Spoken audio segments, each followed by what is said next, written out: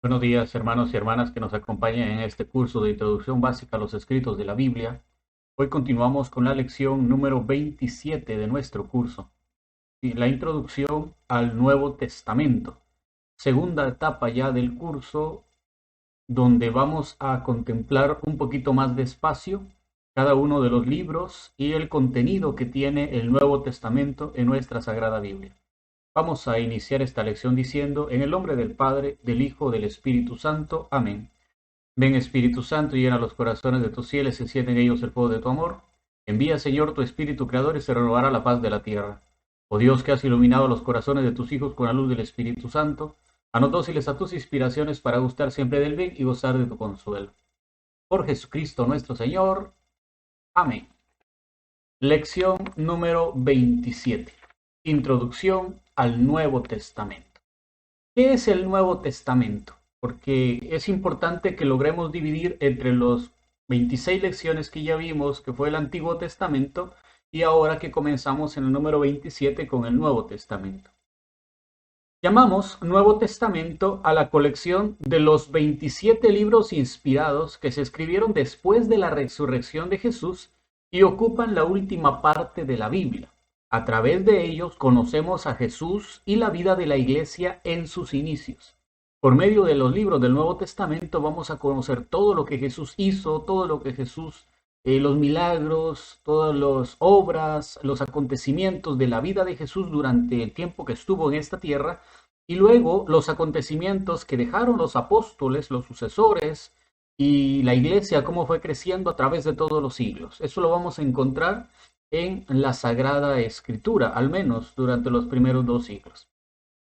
Y es que todo el Nuevo Testamento gira alrededor de Jesús, alrededor de la buena noticia. Cristo, el Hijo de Dios, ha venido a salvarnos, a redimirnos y a abrirnos las puertas del cielo para ingresar con Él un día allá. Y esa es la parte más importante. Jesús de Nazaret, nacido de María y del Espíritu Santo, es el Salvador, el Mesías, el Hijo de Dios y hombre verdadero.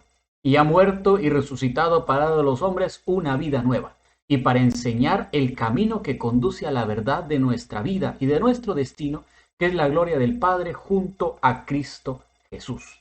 Por eso es que la esencia del Nuevo Testamento es la vida de Jesús de Nazaret, hijo de María, que envía el Espíritu Santo y que a través de ese Espíritu Santo la iglesia crece, se expande y nosotros, buscando esa iglesia y siguiendo a ese Cristo, donde está María y el Espíritu Santo, podemos llegar también un día al reino de los cielos, podemos llegar al reino eterno celestial. Ahora bien, ¿cuáles son los libros que tiene el Nuevo Testamento? Ya vimos bastantes en el Antiguo Testamento, pero ¿cuántos son los libros del Nuevo Testamento? Bueno, los libros del Nuevo Testamento se pueden dividir en 27 libros en 4 grandes tomos. Un primer tomo que se le llamaría libros narrativos o históricos, que son 5 libros, los 4 evangelios, Mateo, Marcos, Lucas y Juan, y un libro histórico o narrativo que sería el libro de los Hechos de los Apóstoles.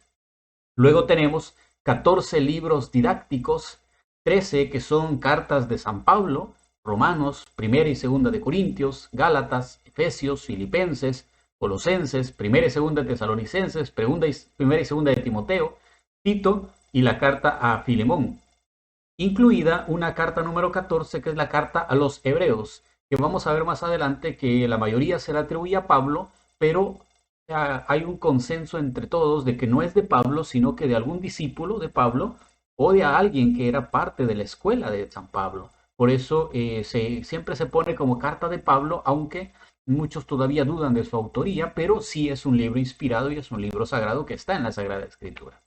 Luego tenemos 7 cartas católicas.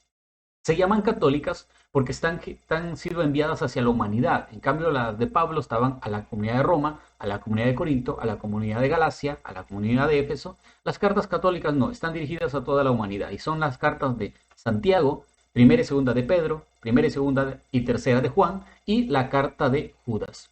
Y un libro profético que se conoce como el Apocalipsis de San Juan. Estos son los 27 libros que tiene el Nuevo Testamento en nuestras Biblias y que vamos a procurar ir poco a poco conociendo cada uno de estos 27 libros.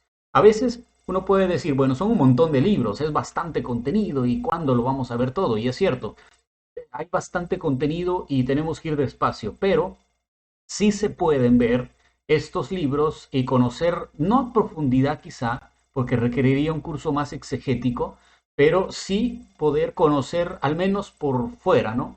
¿Qué es cada libro? ¿Qué está compuesto? ¿Qué es lo que tiene? Y poder tratar de lograr comprender el contenido de los mismos. ¿Cómo nace el Nuevo Testamento? Bueno, el Nuevo Testamento sabemos que Jesús no escribió nada, ni de su vida, ni de su doctrina. Tampoco mandó a nadie a que escribiera su mensaje de salvación. Lo que en cambio dijo fue, vayan y anuncien el Evangelio a todos los pueblos para que sean mis discípulos. Jesús dijo, anuncien, vayan, prediquen el Evangelio, vayan, enseñen el Evangelio. Pero no dijo escríbanlo o pónganlo en papel, sino que dijo prediquen. Así en efecto, los apóstoles, fieles al mandato de Jesús, empezaron a predicar la buena nueva e hicieron presente la salvación realizada por el Señor a través de la predicación y de la palabra. ¿Qué significa esto entonces? Que el Nuevo Testamento, antes de ser escrito, fue predicado, vivido y celebrado. Antes de ser escrito el Nuevo Testamento, se predicaba, se vivía y se celebraba esa doctrina. No se escribía, sino que se hablaba. Solamente en un segundo tiempo, cuando las primeras comunidades vivían y celebraban la fe en Cristo, y los testigos oculares de la vida y palabras de Jesús iban desapareciendo poco a poco, se sintió la necesidad de poner por escrito esa fe y esa predicación de los apóstoles y de los discípulos. El Nuevo Testamento fue entonces el resultado de la fe y la predicación de las primeras comunidades cristianas. Este hecho es muy importante para nuestra fe, pues nos ratifica en las dos fuentes de la fe, esto es, la tradición y la Biblia. La fe en Cristo se fundamenta en la fe en la tradición y el magisterio de la iglesia. Y esto nosotros lo podemos completar porque la iglesia siempre tiene Biblia y tradición. Lo que le falta a algunos otros grupos. Nosotros tenemos Biblia y tradición. Ni todo está en la Biblia, ni tampoco todo está en la tradición.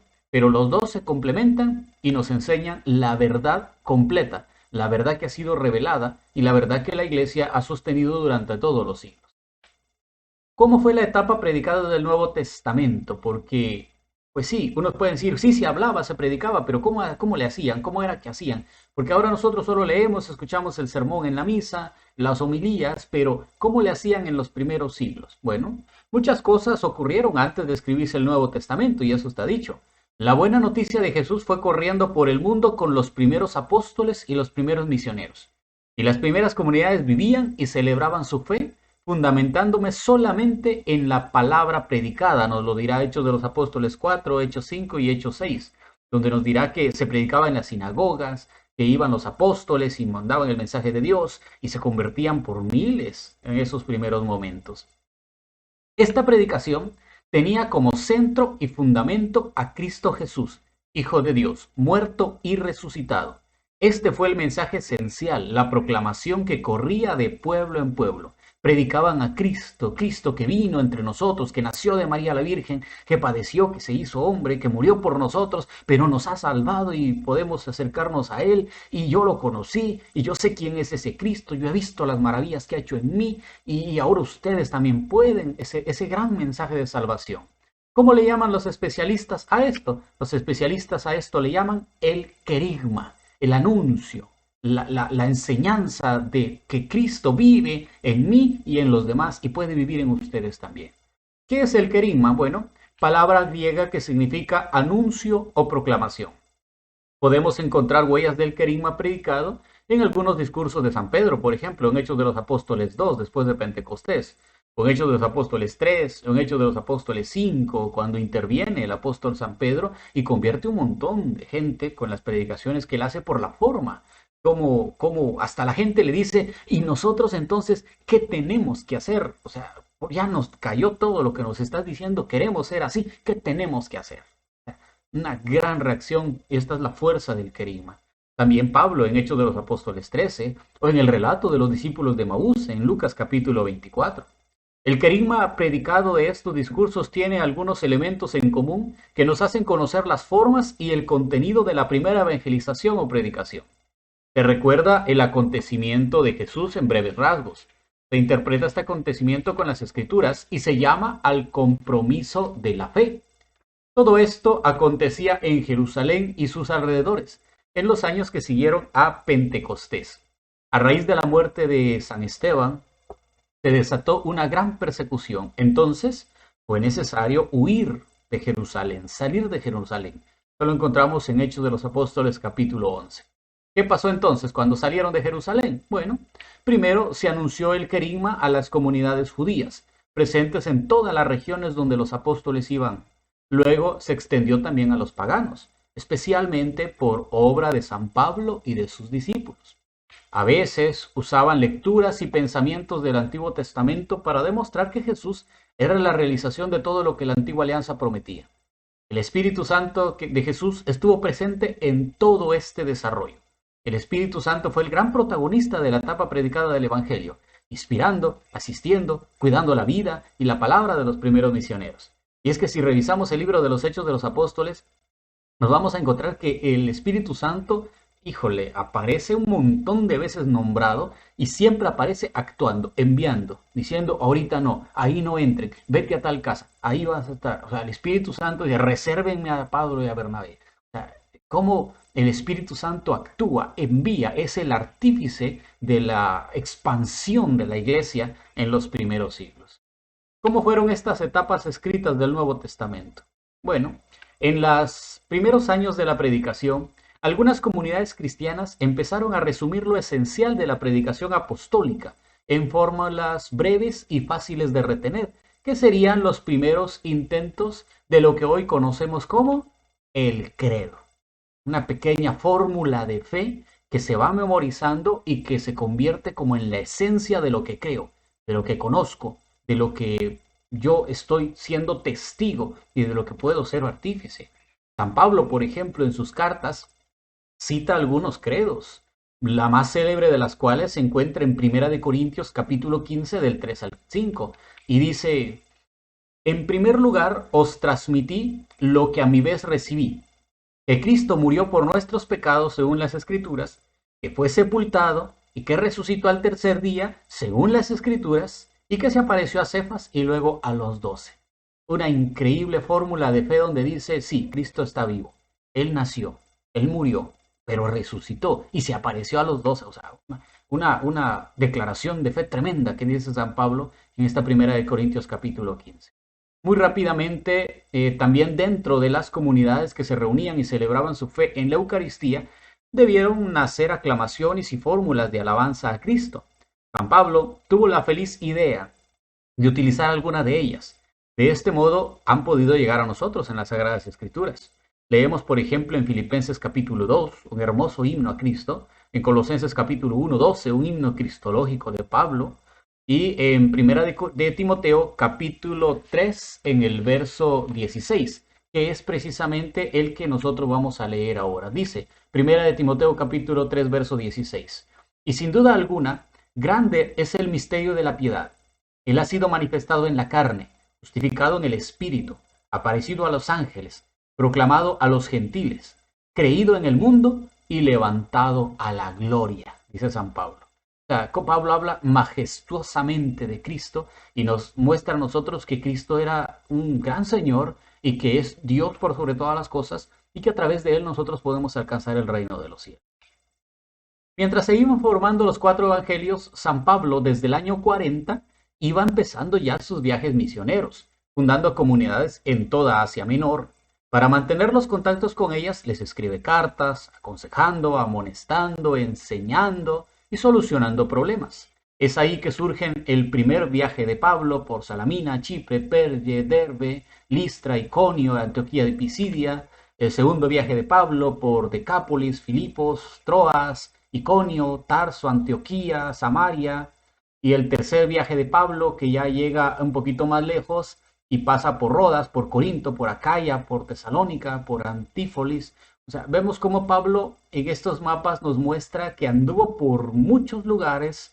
Inclusive hay un cuarto viaje de Pablo que dicen algunos, se llama el viaje de la cautividad, cuando fue llevado preso hacia eh, Roma, donde murió, donde fue decapitado, pero dicen que existe la posibilidad de que en el momento antesito de ser decapitado, unos años antes, él tuvo la opción de ir a España, y hay un viaje hacia España que algunos escritores testifican y aseguran que así fue, porque él tenía la intención de ir a la ciudad de España. Entonces, si nos damos cuenta de esto, el apóstol San Pablo fue un hombre misionero. Él por todos lados iba, por todos lados predicaba, y fruto de eso es que la primera carta que escribió en el año 51 fue la primera carta a los tesalonicenses.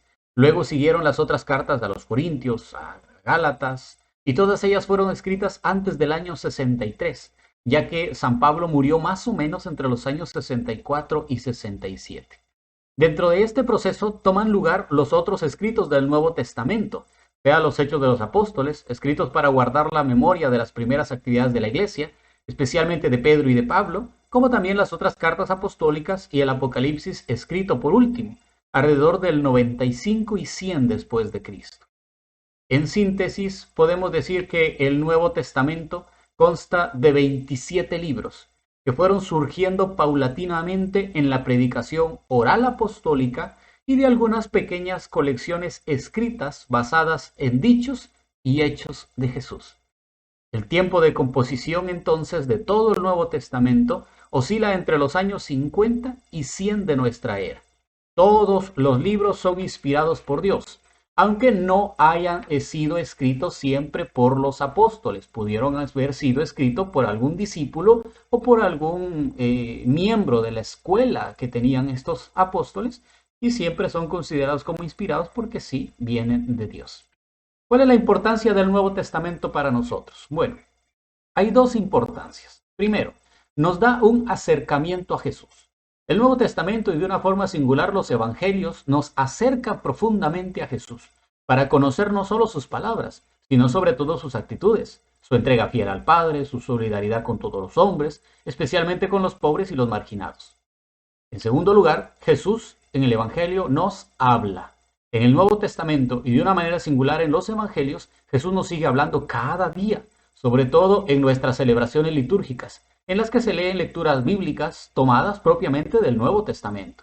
Los mismos cánticos y oraciones se inspiran en él. Esa es la importancia que tiene para nosotros el Nuevo Testamento. Ahora bien, ¿se conservan todavía los originales del Nuevo Testamento ya después de casi 2000 años de que se escribieron? Bueno, los originales del Nuevo Testamento se perdieron muy pronto, debido a la escasa duración del material, papiro y cuero, en que se escribían a mano libros y cartas.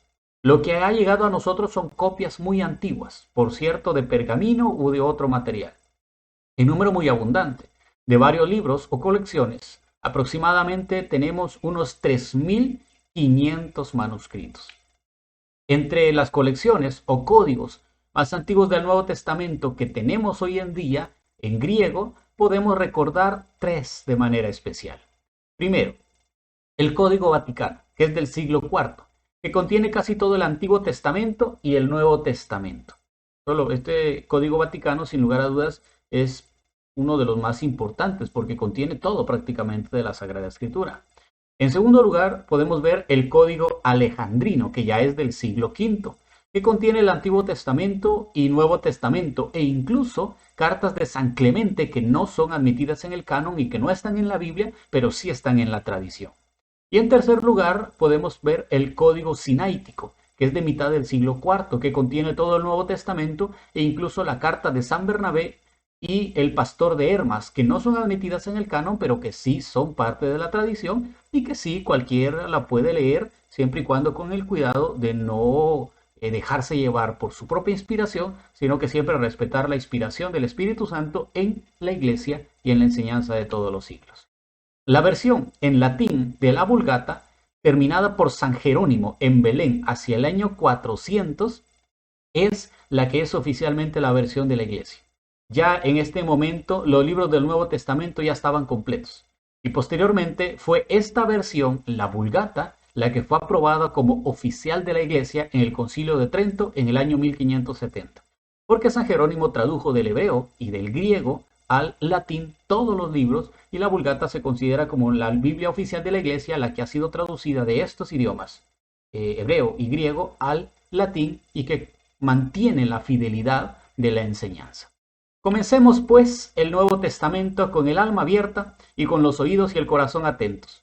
Es Dios quien nos habla y quien nos ha escrito esta carta, y es Él el que quiere que la leamos y que conozcamos qué es la enseñanza que vino a dejarnos y que nos lleva a la vida eterna.